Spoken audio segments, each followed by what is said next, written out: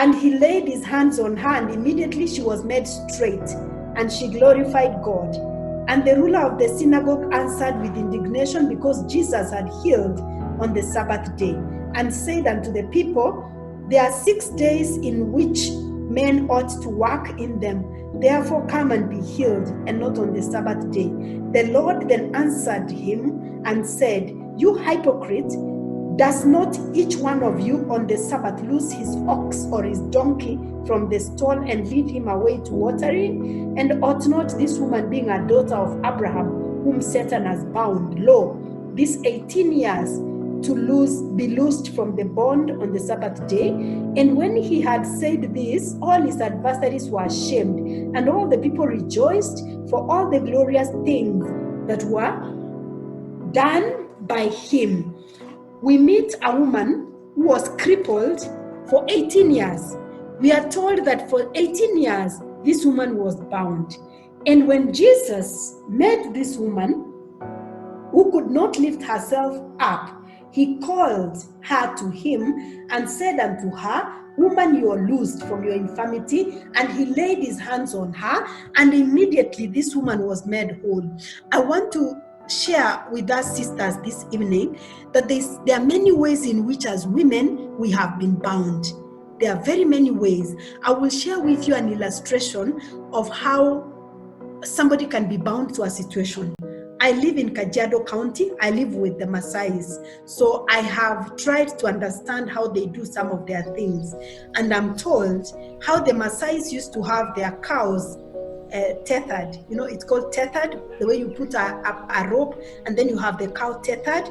They used to have the rope and then they tie the cow on a tether, and then the cow will only graze around a certain area.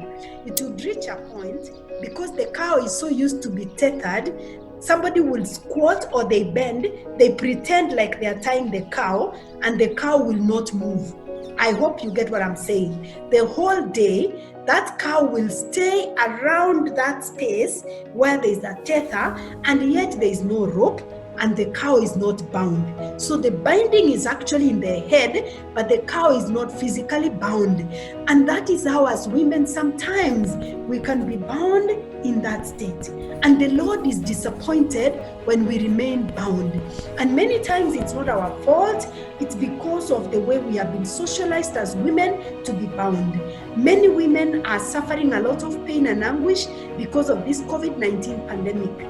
We are stuck in our homes with our children and our spouses. It may be a good thing, but some of our spouses and children are not the best. And it's the woman who has to worry, have you done your homework? Have you eaten? They have to worry where the next meal is going to come from. I saw a video that was circulating in social media. A boy in Form 2 in a school here in Nairobi, him and his friends, they have been stealing telephone phones. So when he was caught, the question he was asked, what's the name of your mother? What's the name of your mother? What is the telephone number of your mother? Then he was asked, who are you stealing with? And then he said he's stealing with some 2 friends. Their names were asked, and the contacts of their mothers and the names of their mothers. I didn't see anybody asking for the contact of the father. And that is how we have been socialized as women, to carry the burden, to carry the cares of the world. And sometimes we can remain bound in a state that we do not live our purpose. We remain bound in that state. Remember the story of the cow and the Maasai? Psychologically, you're bound. There's no rope and there's no tether. But you imagine that there's a rope, that there's a tether.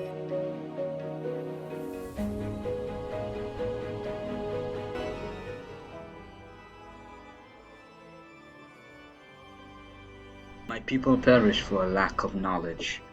The Spirit of the Lord is upon me, because he hath anointed me to preach the gospel to the poor.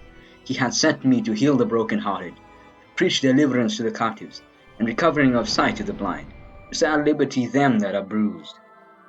Today, if you hear his voice, do not harden your heart. Who the Son sets free is free indeed. Live in perpetual bondage to routine, addiction, fear. Name it, the list is endless. Will you rise above the crowd? Will your voice be heard? Will your opinion count? Will your life be different? Or will you give up the fight? Will you sink to despair? No, I believe not. Regain your birthright. Let now be the time that you begin on your journey to who you were predestined to become.